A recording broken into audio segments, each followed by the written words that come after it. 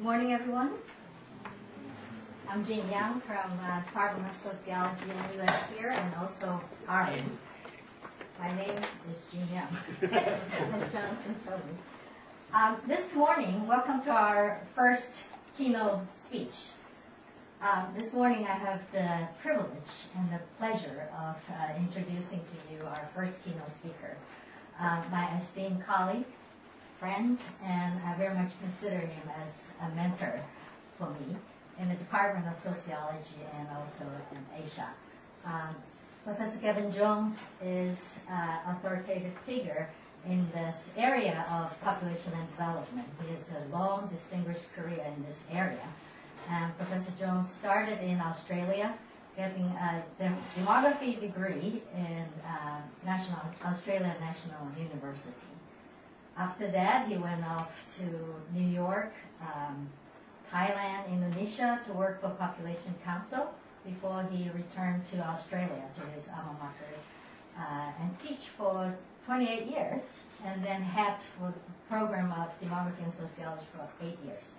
About a decade ago, NUS has the good luck, good fortune, and wisdom to recruit Professor Jones to RE as the research leader for the Changing Family in Asia Research Cluster. And since then, he's done all sorts of good work for RE and for the universities on all different issues. Professor Kevin Jones is an authority figure in Asian demography matters in particular. And he's especially spent a lot of time working on demographic issues in Indonesia, and more recently also a lot on Singapore, on a wide range of issues, also other countries as well. His most well-known work is his research on delayed marriage, very low fertility, cross-boundary marriages, and actually a lot of other kind of research in Asia. He's published extensively, including something like 25 books and monographs and more than 150 international referee journal articles and book chapters. And his most recent appointment is to head the new J.Y. Pillay Comparative Asia Research Center in NUS. And he, in his spare time of working with doing all these publications, he also has a long history of advising and consulting with international agencies like UN, World Bank, all the big international labor organization, and so on. So this is a really productive and highly achieved scholar in front of you. As a young scholar that's trying to start your own career in Southeast Asia studies, I cannot think of a better person than Professor Kevin Jones to share with you his experience in studying population change in Southeast Asia. Everybody, I give you Professor Jones. Well, thank you very much, Jane, for those kind words of introduction, and good morning, everybody. I'm very happy to be here. I guess, coming towards the end of an academic career, I will reminisce a bit in this, and I hope not too self-indulgently. I only want to reminisce in the sense of trying to make it relevant to some of the concerns that you may have as young scholars, beginning on your careers in Southeast Asian studies. So, just by way of introduction, I think I've been extraordinarily lucky in the sense that I've been studying demographic change in Southeast Asia over the period where most of the Southeast Asian countries have moved right through the so-called demographic transition. That's the period from where fertility was very high to where fertility is below replacement. And Singapore and Thailand have gone right through that transition over the time that I've been working. Indonesia and Vietnam are almost there in the sense that their fertility rates are almost to replacement. Malaysia also. Philippines dragging the chain a bit. Cambodia and Laos a little bit higher. But in general, there's been this amazing shift in Southeast Asia right through the demographic transition, and it's been a very fascinating time for me to be working on this. I mean, you could argue that this demographic transition is the most basic revolutionary trend over the last half-century. I mean, there have been a lot of revolutionary trends in the region. There's remarkable economic development. There's been remarkable developments in education, you know, from very, very little to almost universal education. There's been the political changes, you know, we've moved from the Cold War situation to ASEAN now, a very, very different situation within the Southeast Asian countries. But you could argue, and I would argue, that the demographic transition is in some ways even more fundamental than any of those things, and also, you know, integrally related to the other things that have been going on. Well, things were very different at the time when I started my academic career, and I thought you may be interested in just looking at a couple of pictures which I took at the time of my fieldwork in 1964, I had to admit. This was all in Malaysia, and Singapore was part of Malaysia at that time. There's a tin dredge in Perak. The tin industry was enormous at that time. And then the gravel pump tin mining, which was essentially done by Chinese entrepreneurs. And so you had these two things going in. The gravel pump was fascinating. You could see the enormous jet of water coming out there. It just scoured the area, and the tin, you know, the tin tailings were dealt with further downstream. It's all gone. You find it very difficult to find any tin mining in Malaysia these days. All you have is the old tin mining areas, such as the one in Kuala Lumpur, what's it called? Well known there, they've made it a big resort, hotels and so on, because, you know, the tin mining made these big lakes. So, okay, that was one thing that was going on. Here's Singapore Harbour from, I think I took it from the Fullerton building. So that this area right now is Marina Bay, the casinos over here. You know, all these things are where the ships were at anchor at the time when I was doing my fieldwork here. And when I mentioned it to my Singaporean students, many of them don't seem all that interested. But anyway, I think it's interesting that things have changed pretty dramatically since then. This is Chinatown. Washing was dealt with differently in those days from how it is now. And one more, young Malay women in Johor Bahru. You can see the baju kurung as the dress of choice at that time, and you saw very few tudungs or jilbab. So all sorts of changes have taken place in those respects since that time. So that's just a few pictures to illustrate some of the changes. I could have done many more. But I conducted my PhD research in Malaysia. I don't remember getting any permissions to do it. I mean, things were very different in those days.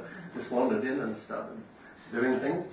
I conducted a survey on small town employment up and down the west coast of Malaysia, and I learnt many things at that time. I remember I was trying to find out about the ethnic structure of employment in the different, you know, government agencies, and I used to go into the Labour Department there, and I asked, do you have any data, you know, on the structure of employment in different government departments by race, as you have to say in those days, by race? No, we don't collect it by race, I was told.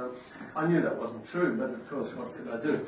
So I hung around a bit and, you know, got to know a few people, and one day I said to somebody, oh gosh, it would be lovely to find some data, you know, on the structure of employment by race. He said, oh yeah, we got all that out the back, I'll just go and get it for you. And you know, he came back with a whole lot of files and gave them to me to copy out. So I learned one thing there: you have to be a bit persistent and don't believe the first thing that you're told. That's the first thing, I think, in any kind of research that we're doing. Anyway, I completed the PhD, and the only things I ever published from it were a couple of papers that I did along the way while I was still doing the PhD, and then I went off, got this job in New York, and never had time. I never published anything else from that PhD. I don't say that as advice. I mean, these days it's absolutely essential that you churn out papers from your PhD afterwards and make sure they come out in the right places. But it wasn't such a big thing in those days. And, I didn't have a postdoc. I had a job with the Population Council in New York, and this was a foundation that was set up with the Rockefeller and Ford Foundation funding to look at the issues of rapid population growth. And at that time, of course, there was enormous alarm in the world about what was called the population explosion. And you had a lot of alarmist organisations around at that time. I remember a book that, one of the first books I saw on the shelves in New York when I went, there was a book by someone called Paddock, and it was called Famine 1975. And it was saying that the world would go into a major famine situation by 1975, and you'd have to choose which countries to help. Some countries would be absolutely unhelpful, so you just ignore them. That would be Bangladesh and a few others, and nothing could be done. Just leave them and try to deal with the countries where there is some hope. So, that book was there on the shelves, and when 1975 came and went, you started to think, my gosh, it's a little bit extreme, some of the thinking that's around. But the Population Council was, it was an academically a strong organisation that was not involved in the alarmist thinking, but it was very much involved in, technical assistance to countries that were getting into adopting family planning program. And it also had a demographic division, which was headed by, well, the whole organisation was headed by Frank Notstein, who was one of the, the world leaders of the demographic transition theorising. And then you had people like Dudley Kirk, and being there, I was so fortunate in meeting all the top demographers like Ansley Cole, Paul Domain. These are, these were sort of household names in the demographic community, and here was I, fresh out of PhD, in a situation where I had wonderful linkages with all these people and with the universities that were working on population issues. So, in that sense, I was really very, very fortunate in that job that I was able to get. Anyway, I was itching to get into the field, and after 3 years in New York, I ended up in Bangkok as a consultant to the National Economic Development Board, who at that time were developing a population policy. They had a total fertility rate of about 6 children per woman at that time, and they were looking at whether they should be getting into a policy to reduce the fertility. So I was involved in doing that. I was 28 at the time, and it was crazy actually to send a 28-year-old to Thailand. I mean, Thailand, like other Southeast Asian countries, respect age. I'd be okay now with white hair and so on, but at that time it really was strange. And many years later I talked with the head of the division that I used to work with, in NESDB, and I said, a bit funny, coming so young. And he said, yes, at the time, he said, they sent this, all the information and photos and everything, and he said, my colleague said, he's very young. And I said, never mind, give him a chance, see what he can do. So, in retrospect, I found out there was certainly some uncertainty about whether somebody like me should be accepted in that position. But anyway, I had a great time, and we worked on a proposal which about a year later was accepted as the population policy for Thailand, with the aim of getting fertility rates down. And then I worked for a while in setting up a section within the organisation which was looking, integrating population into other parts of the planning process in manpower planning and other things. So that was a wonderful time. Being embedded in the Thai government was actually very different from working in the international agencies. A lot of the foreigners in Thailand are in ESCAP and places like that, and it's a very different environment. You're there, but you're sort of not embedded in the system. And I was just so glad that I had that opportunity to be within the government, and it really was a very interesting time.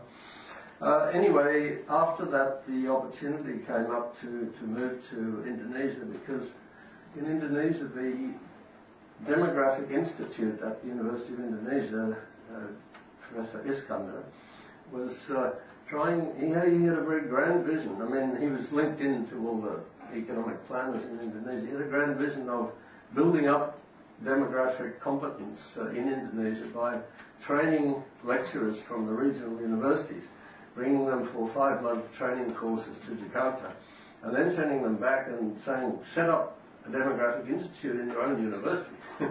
And that was what happened. These demographic institutes sprang up all over the place, and many of them failed, as you can imagine, and some of them did okay. But the idea was that there needed to be better knowledge of demographic techniques and their application in the provinces, and so that was the aim of it. Now, while I was there, Dr. Iskandar, he was quite visionary about many things. He said, "Look, we don't have much information about fertility and mortality in Indonesia. We need to run a survey."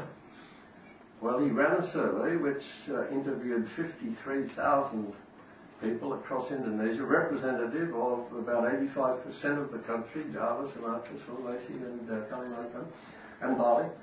And he did it at a cost of $3 per interview. In other words, I still remember the budget was $150,000 for this massive survey of 53,000 cases. Jean Jung knows all about surveys these days, and I don't know, the normal estimate per interview might be, what, $50, $30? So higher than 3. Certainly much higher than 3. And let me tell you how he did it, though.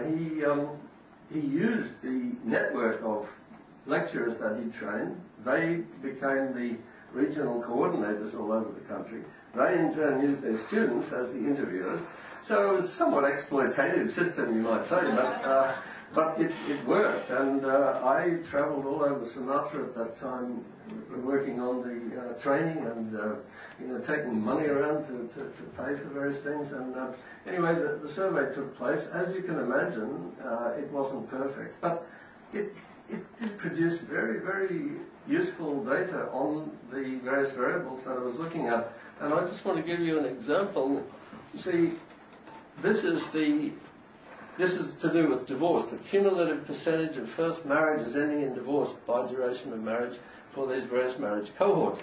This is rural West Java. So these are the older women coming down to the younger women, and beautiful gradation from one group to the next, the drop in the percentage divorced by any particular length of time. So after 3 years of marriage, for this earlier cohort, over a third of them were already divorced. And by the most recent cohort we had, it was down to, well, it was still about 16% divorced within 3 years of marriage, but, very big decline. But my point is that, even with the limitations on the survey, I mean, you were getting very, very useful data like that. And a couple of years later, the World Fertility Survey actually conducted their first survey in Indonesia, and that was, it was a very professional survey. And since then there have been more things, but this was the pioneer survey, and we had great fun analysing. We brought out all kinds of reports, and yeah, it was a good time. And other demographic variables were changing so dramatically. At that time, or at least in the late 60s, the infant mortality rate was about 120 per 1,000 live births in Indonesia. That is, more than 10% of babies were dying in the first year of life. These days it's down to about 28 to 34. There's a lot of controversy about what the figure is, but what is clear is it's a whole lot lower, less than a third of the rate that was prevailing at that time. So this is all part of the transition that was taking place. Well, after that I went back to Australia and took a job at the Australian National University, and as Jim said, I was there for a long time. I was going up and down to Southeast Asia a lot, and I had one period where I taught at the University of Malaya for 15 months, and another period where I spent a year with the Ministry of Population and Environment in Indonesia. So there was a lot of backing and forthing, but there was some very interesting collaborative research that I was involved in over that period, which was very satisfying. One of the projects was the ASEAN Population Project. This was something that was funded by the Australian Development Assistance Bureau, and all of the ASEAN countries, which did not include the whole 10 now, it only included the ASEAN 6, I think we had at that point. But in any case, they all collaborated on all sorts of projects. And what interested me most, I think, was that before that ASEAN Population Project or program happened, people in each of the countries who were, trained in demography or population, where were their collaborations and where did they look? They looked to the former colonial countries, or in the case of Thailand, maybe to the US or Europe, in Indonesia, the Netherlands, in Malaysia and Singapore to Britain. And under the ASEAN project, it was really the first time they looked to each other. And, this was, you developed these very close links between the demographers from the different ASEAN countries. And, I think that was the beginning of a lot of collaboration that's gone on since. But it was striking at the time how little people in, say, Indonesia knew about what was going on in the Philippines, or you could say the same about any of those ASEAN countries. Another very interesting collaborative project that I was involved with a bit later was the Eastern Indonesia project, which was a collaboration between LIPI researchers, that's the Institute of Sciences in Indonesia, and the Australian National University. And the nice thing about that project was that it was truly collaborative in the sense that the objectives, the decision about which projects to promote, the methodology, the field work, the reports, they were all done in a truly collaborative way between the two institutions, and we brought out a number of reports in both English and Indonesian, reporting on all of these studies. So I found that this kind of collaboration was very important.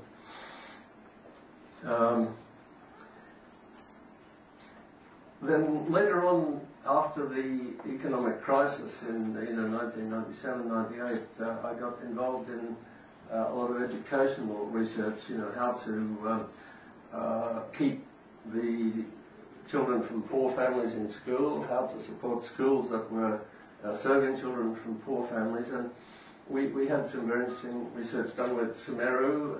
The Indonesians will probably know about Semeru, and the Central Independent Monitoring Unit that was set up under the Ministry of Education to look at this program and to monitor its progress.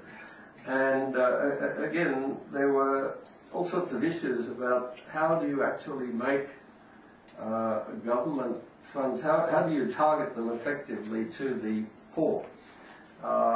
It's not easy at all, and when you analysed it, they had some success. For example, they had at the primary school level, about 90% of the funds did go to children who were in the lowest couple of income quintiles. But when you got up higher in the education system, it was much less. And at the upper secondary level, you had about 20% of the funds for poor students who are actually going to students who were in the upper two income quintiles.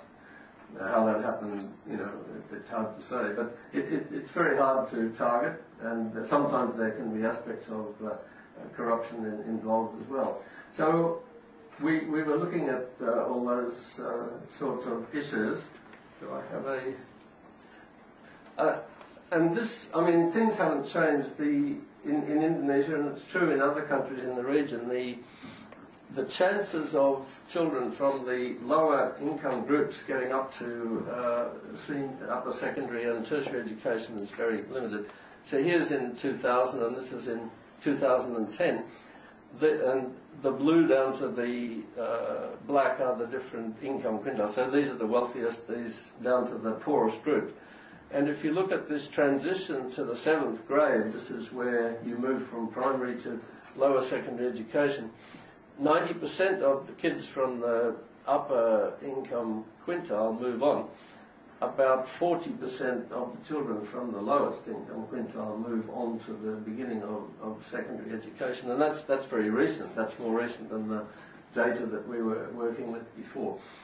This is not just true of Indonesia. I mean, it's fairly universal. And you know, one of the big issues is how do you deal with this? How do you improve the opportunities?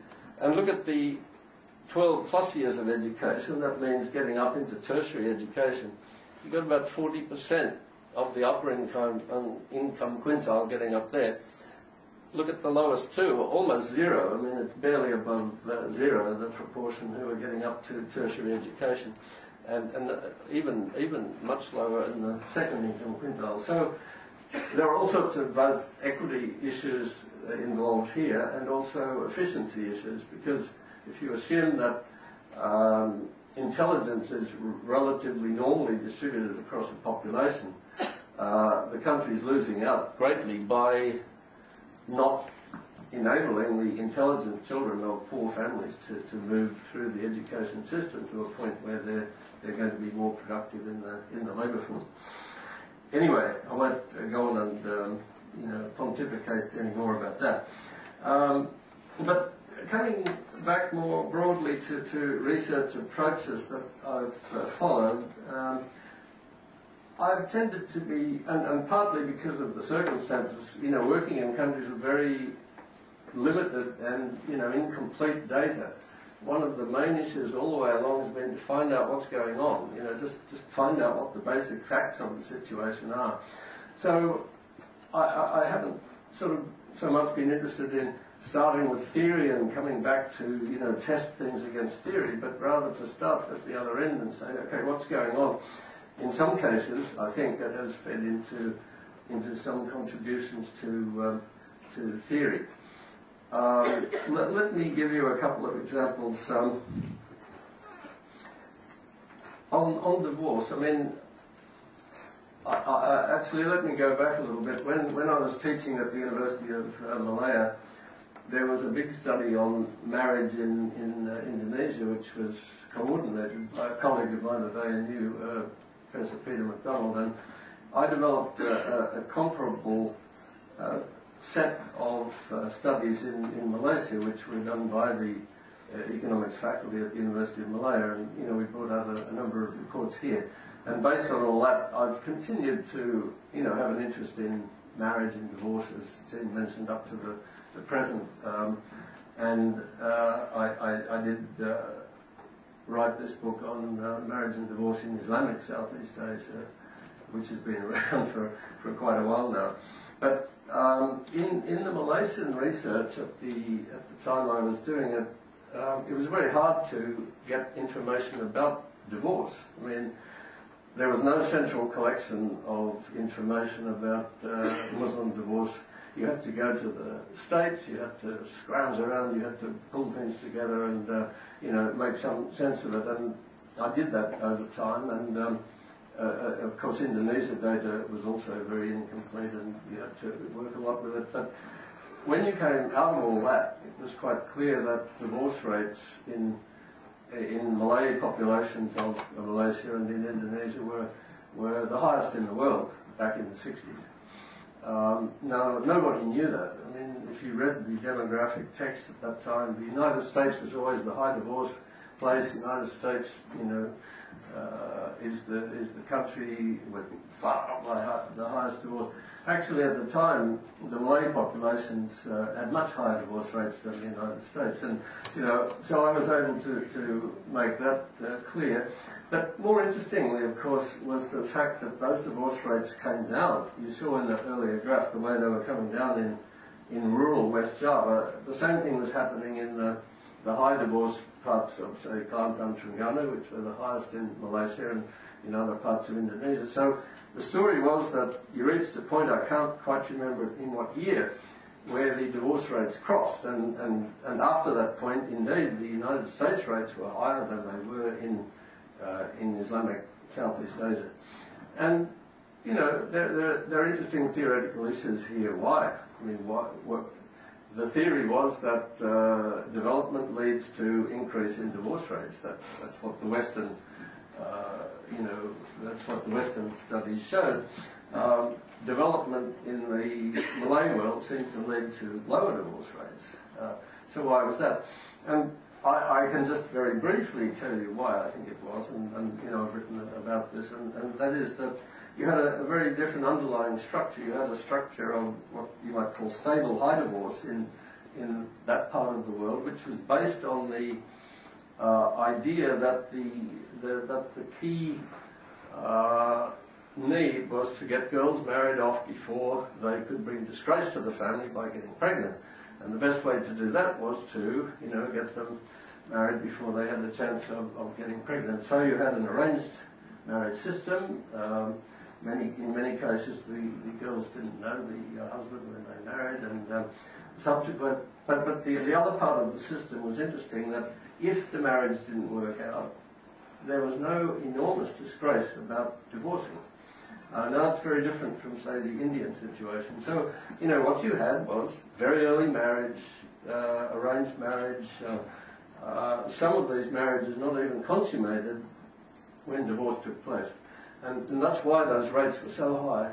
And then, of course, over time, you get educational developments, you get extended schooling, you get a role for women in the workforce, you get a whole lot of developments which mean that parents sort of abdicate the role that they had before in arranging the marriage of their daughters. You have delayed marriage, you have self-choice of spouses, and so you don't have those factors which were, leading to the very high divorce rates in play anymore. And that's why divorce rates came way down. You also had some legal things came in, but they really followed rather than set the trend. And then in more recent times, you may say, oh, but divorce rates are going up in Malaysia and Indonesia and so on. And that's true, they are now starting to climb up again, but I think they're now going up because, you're in a situation which is somewhat comparable to the reasons why they've been going up in other parts of the world. Anyway, I won't go into a whole lot more detail, but I think, again, the issue is, you sort of, when you find out what's going on, sometimes it leads to interesting theoretical discussions, but it is very important to find out what's going on first, in a way. Then another one that I must mention is I've tried to avoid controversy as much as possible in my career. I think that's a weakness of my research, and please don't do it yourself. But there was one somewhat controversial study that I got involved in with John Nodell, who some of you may be aware who he is. But anyway, after the World Population Conference in Cairo in 1994, the international agencies, the NGOs, everybody was talking about women's education as the key to everything, essentially. And it's true that it is the key in many places, but we found that all the documents only mentioned the need for girls' education, women's education, and so we wrote a paper in which we said, yeah, that's true for some parts of the world, but it's not true for Southeast Asia, it's not true for Latin America, and it's not true for East Asia. And why did we say that? Well, we looked at, this is by age, the ratio of the female to male education at lower secondary school. And as you can see there, Singapore, this is even, back in 1990, Singapore, the Philippines, and Peninsula Malaysia and Thailand just reaching the point where, girls were more represented in this level of education than boys were. So the notion that, you had to struggle to get them up and that was going to be the key to everything was clearly not very relevant in this context. And one, I'm sorry, this is a bit technical, but just to show you, we had studies from Thailand and Vietnam here where we compared girls and boys in school, and then we compared, again, the wealth, this is the wealth index, and this is the parents' education index. And what is clear is that the differences are enormous according to these wealth indexes or the parents' education index, but they're very little when you compare girls and boys. So, you know, we said, in this part of the world, it's not the girls and boys thing that's the problem, it's socio-economic background, and you've got to try to somehow make it more possible for those from deprived socio-economic backgrounds to get further in education. Well, we did not make ourselves popular in the UN and so on by writing that, and almost blackballed actually for a while, but it was okay. They set somebody, you know, an expert onto looking at this thing, and he said, their argument seems okay. I mean, what's wrong with it? Seems to be correct. So in the end, it was kind of accepted, and I think that's the most quoted article that I've been involved with. I probably wouldn't have written it if it hadn't been for John Nodell pushing me to get involved. But I think it is important, you know, sometimes to get into controversial areas of research. Well, I can't really talk about all the areas of research that I've concentrated on, but let me just mention another interesting issue. I mean, you find out so many strange things as you go along researching in the region. In Indonesia, there's, for decades, there's been enormous concern about the fertility of Chinese Indonesians, the high birth rates, the big families among Chinese Indonesians. This was the case in the 1970s when I worked there. And so they kept funding little surveys, the fertility of the Chinese in Surabaya, the fertility of the Chinese in Semarang, the fertility of the Chinese in Medan, and all of the, Jakarta as well, all of these studies showed that Chinese fertility was lower than any of the others. But did that affect the beliefs? No, not in any sense. The beliefs remain. Chinese have high fertility in Indonesia. And it's mystified me over the years why, in the face of all the evidence to the contrary, this belief can remain. I think it may be partly linked to the fact that Chinese tended to have extended family systems, so you saw a lot of people hanging around, you know, in the places where Chinese lived, but it didn't mean that the women were each having 6 or 8 kids. It just meant that they were, you know, a bit of an extended family. And the most recent census for Indonesia, I've just seen the results by religion. And guess which religions have the lowest fertility in the Indonesian census? The Buddhists and the Konghucu, you know, the Confucianists. So again, of course a lot of Chinese are Christian too, but you know, those groups are definitely Chinese, and they, again, have the lowest fertility. So it's not only a matter of finding the information, but somehow, you know, popularizing it, getting it across. It can be a big task. Okay, just another 5 minutes. Yeah. So just recently, yes, I've been working much more on the low fertility issues in East Asia, and that's very interesting. And you know, again, you can make contributions in a fairly simple way. I worked up a table which looked at the delay between countries reaching replacement level fertility and the change in government policy after that. And guess how long it took? Well, in Singapore it took 15 years after fertility went below replacement before they really greatly modified the policy. And lo and behold, same thing in Japan, in Korea, in Taiwan. Enormous delays. And in China, of course, you still haven't had this reversal of policy, and you're between 15 and 20 years beyond replacement level fertility. So my Chinese colleagues found this table fascinating, and they've used it a bit to show, you know, because the Chinese demographers are all telling the government you should get rid of the one-child policy, and this is proving a rather hard thing to bring about. But so, you know, at least they're aware that there have been the same delays in other countries around the region, although, you know, the Chinese case is in some ways a bit different. Well, just, I mean, recently I've been involved in both in Thailand and in Malaysia in coordinating studies on the, you know, the need for revision of population policies given the new developments that are going on. And I just did some table of, you know, comparing Thailand when I first worked there and now. The population's doubled over that time. The per capita income's gone up about 15 times. That's in purchasing power parity terms. The fertility rate's gone from 6 down to 1.5.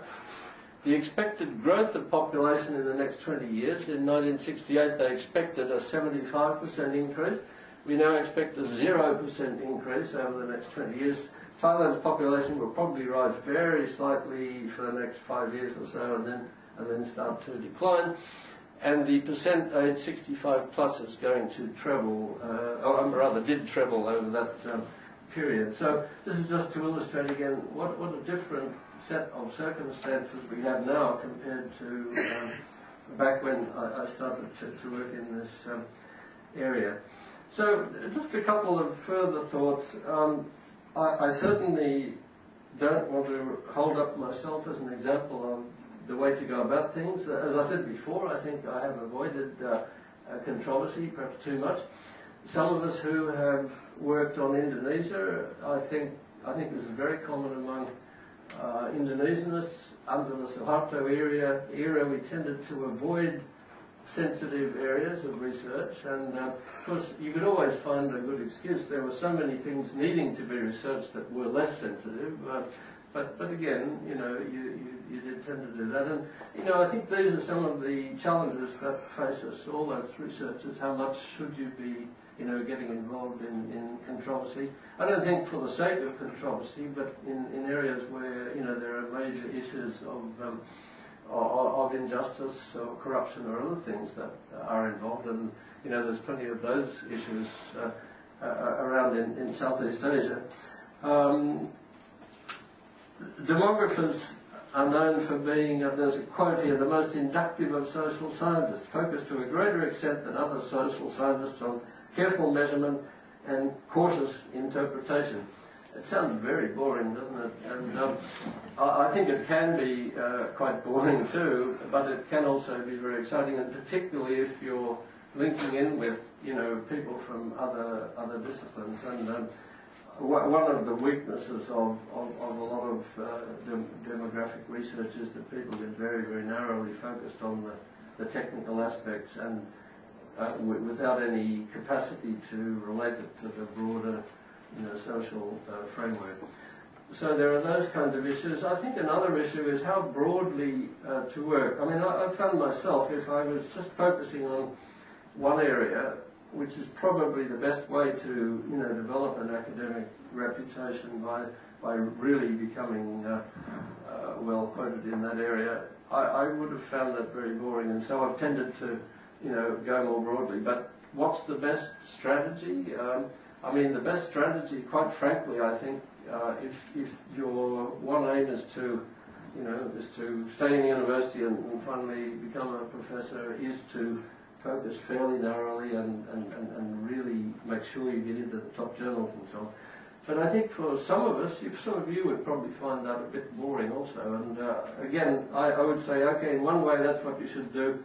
In another way, follow your instincts, and you know, and if you've got interest, do some other things at least as a sideline. And you know, and the most important one, perhaps it's too late for those of you who are doing PhDs, never start a PhD on a topic that you're not excited about.